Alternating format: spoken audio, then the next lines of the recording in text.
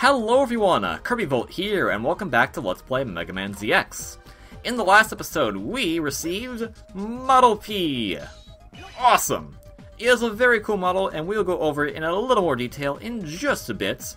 But right now, the main concerning factor is that there's apparently a raid on the Guardian HQ, so we need to get there as fast as possible, and the place we saved was not a transponder. We can't teleport from there, so we gotta get back there as fast as possible. Luckily, though, it is very easy to get back to where we need to go by using these ladders. First off, I hate these enemies. Second off, let's rock on up here and get some health for our sub-tanks, while also getting that, because it's there to be had. And if we just go down these pathways right here, these ladders... Don't, I'm in the middle of talking, you jerk. Blah. There's actually a quick shortcut to get back to an area that has one of the teleporters we've been to previously. I'm not talking to you. Model H is very nice for the hover ability, because you can kind of see things before they happen. But let's actually switch over to Model P. Let's get the bottom screen on right now. Model P, if you can notice, it basically makes kind of a carbon copy of what is currently on the top screen, except a bit more basic. It'll show little exclamation marks for where enemies are, and that's about it. It's really nice, and it kind of gives you a nice layout of what the stage is like, but most importantly, this is just really cool to spam. This is actually very useful for many bosses for lots of good reasons. Anywho's, we also got the purple key last time, and you notice we came out of a purple door. And we're also back in Area A2, or A3 to be more precise, and hey look, it's those vines that we saw last time. We could have done this last time, but it wouldn't have done us any good, because we go into here last time, we didn't have the purple key yet, so it wouldn't have helped. Instead though, now that we're here, we can just burn them, and everything will be a-okay. Now then, let's head back to the Guardian HQ. So here'll be a little quick speed up, so we can just kind of get back to where the teleporter is in Area A2. See ya in just a few secs.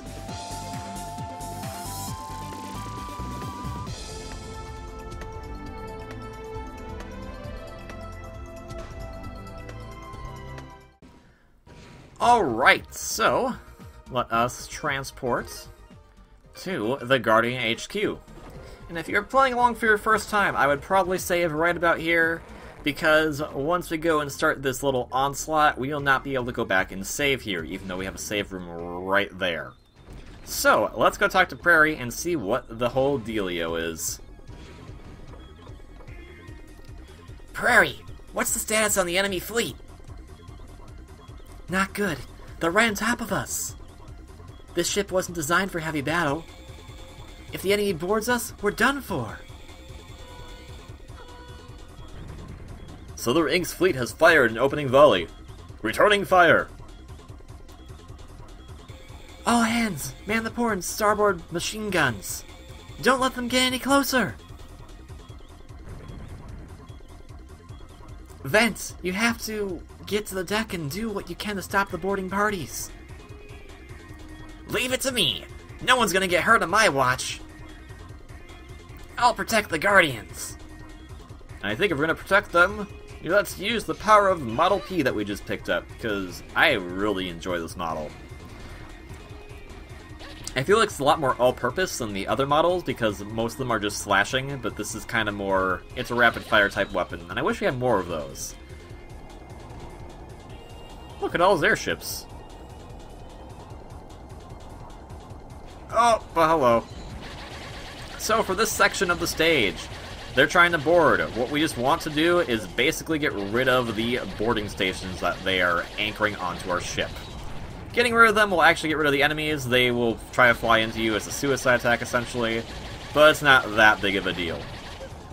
Especially because there's not a lot of waves of these, and the main point is to get rid of those first before we get rid of the actual enemies. Because if you get rid of them, enemies will just keep spawning infinitely out of these anchor ports. Anyway, what's going on? Oh, well, we destroyed that airship. Bye-bye, airship.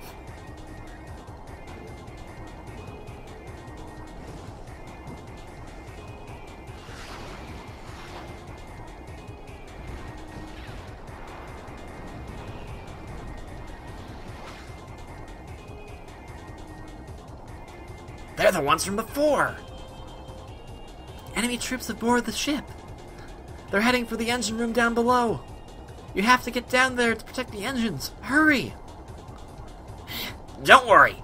They won't get through me. We'll destroy that. Bye-bye. One kind of criticism I have about this game is that I really like all of the models, but not a lot of stages are kind of optimized for them. Model P is the only one that feels like it's kind of natural. The rest of them kind of feel a bit to me. But that's just me. So, we have enemy troops now invading the ship. You cannot enter any of the doors during this time, and the enemy troops will also spawn infinitely for some reason, even though that's not technically possible for where some of them spawn. But, you know, video games.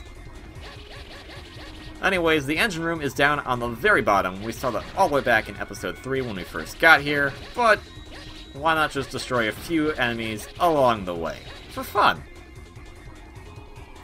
Be very careful about this last part down here, though, because in addition to enemies, that'll happen! Those holes are just bottomless pits because we are up in the air, and those holes can kind of happen when you're least expecting it to, so just be very careful about your footing.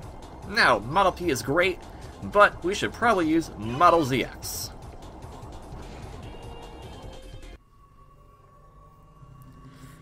Hey you, stand away from the reactor! Move aside.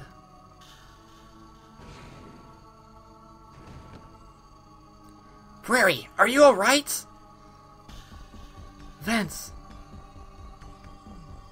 You, the boy from before. Model X, Model Z, together. Or should we just say Model ZX now? Serpent's orders are to eliminate the Guardians here and now. Such a waste.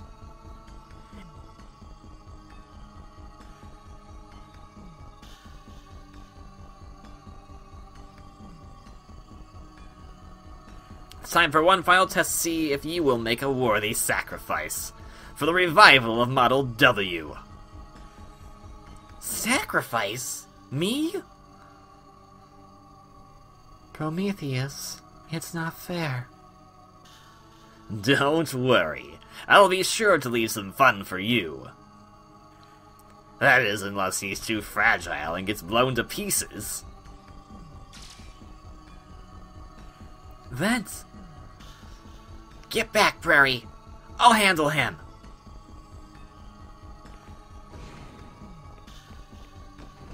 And so, meet one of my two favorite characters in the entire Mega Man franchise, Prometheus. My other favorite, his sister, Pandora. They are why I love the Mega Man ZX series so much. They are fun boss fights that are challenging in their own rights, but also still a lot of fun to play, and they have a very deep lore within the entire story. Prometheus only has 3 attacks, but they are powerful attacks. This fireball attack, what you want to do is you want to get rid of one of them in the corner so you have a bit of footing, so you can try to go and hit him. This other one, he will just spawn spikes out of the ground, and that shouldn't have happened, but, you know, video games. I was trying to use Sub-Tank, but oh well. His third attack is my least favorite because you have to be very reactive to it, and it takes very key footing in order to pull it off without getting hurt. As for this attack's not that bad. But here's said attack. You need to actually blast him so he stops in his tracks and then jump over him, because his scythe has a very big hitbox.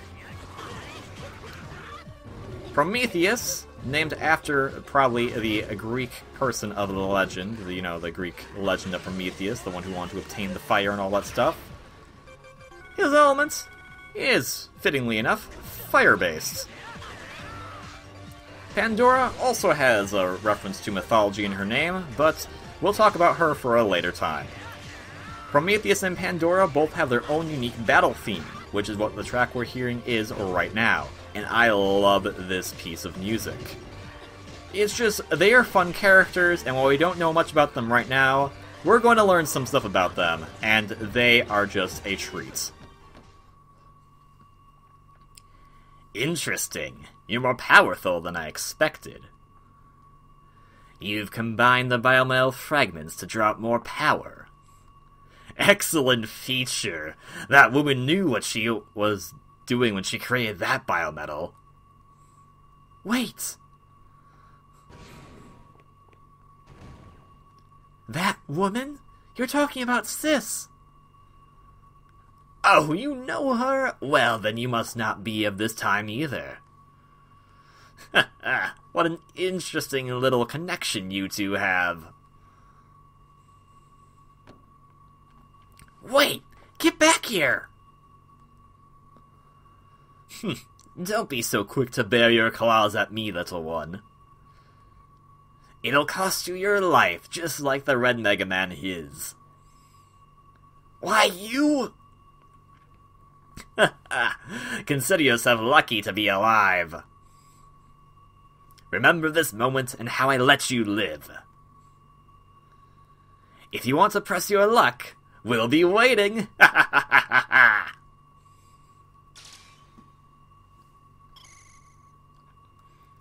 Commander Prairie, the enemy fleet is moving away.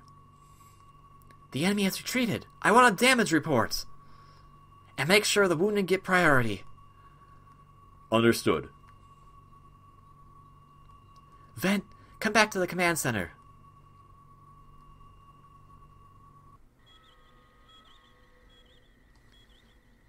There's something we need to talk about. Is this about Prometheus saying you were not of this time? Did you know that a long, long time ago, humans and machines were at war with each other? I've heard about it, but that was hundreds of years ago. It's just history now. I'm a machine born of that era. I was designed to look like a person. I'm a Reploid. You're a Reploid built hundreds of years ago? But Sis, she was not a Reploid. She was human. She was a scientist who tried to protect us. Reploids when no one else would. When the war ended, human and Reploid were both living in harmony, and peace had finally prevailed. But the sentient machines known as Mavericks continued to threaten mankind. Sis formed the Guardians and tried to locate the source of the Maverick outbreaks in order to stop it. But Sis, she's gone, and... You've been fighting the Mavericks for centuries. Fighting for the ones you love just like me. Well, not quite like me. You've been at it much longer than me. Vance. Boss told me to never give up. That I still had something I must protect. We must destroy Model W and stop the Maverick outbreaks. For Boss, for Mom, for your sister, for everyone that we hold dear in our hearts. You're right. Thank you, Vance. Let's get this mission underway. And so with that, we now have learned that Prairie is actually a Reploid. She looks like she's a young little girl, but that's actually not the case. She is the sister of a presumed scientist that, as shown there, looked to be a human that looked very similar, if not actually was, the scientist known as CL from the Mega Man Zero series. Interesting little ties there. Who Perry's real identity is a bit of a toss-up, but many people do theorize that she is actually a kind of upgraded version of a Reploid found in Mega Man Zero called Alouette. She apparently shares a similar bond with CL in those games, as they feel like they are close siblings, and being a Reploid obviously makes sense that she would be around for this long. But then I have to bring up one bit of intrigue. Remember back in Area F, where we went to the icy area and they had the lab, and they mentioned that they had found something called Model W. It's presumed that that recon unit was indeed CL's. But that doesn't seem about right, based on what we'll end up learning about Model W. So then the question is CL's human? How did she live for so long? The mystery thickens. However, that's all the time we have for this episode of Let's Play Mega Man ZX. If you like this video, please consider hitting that like button below, and if you want to see more content from me, please consider subscribing. Hope you're having a great day, and I will see you on the next one. Until then, ciao!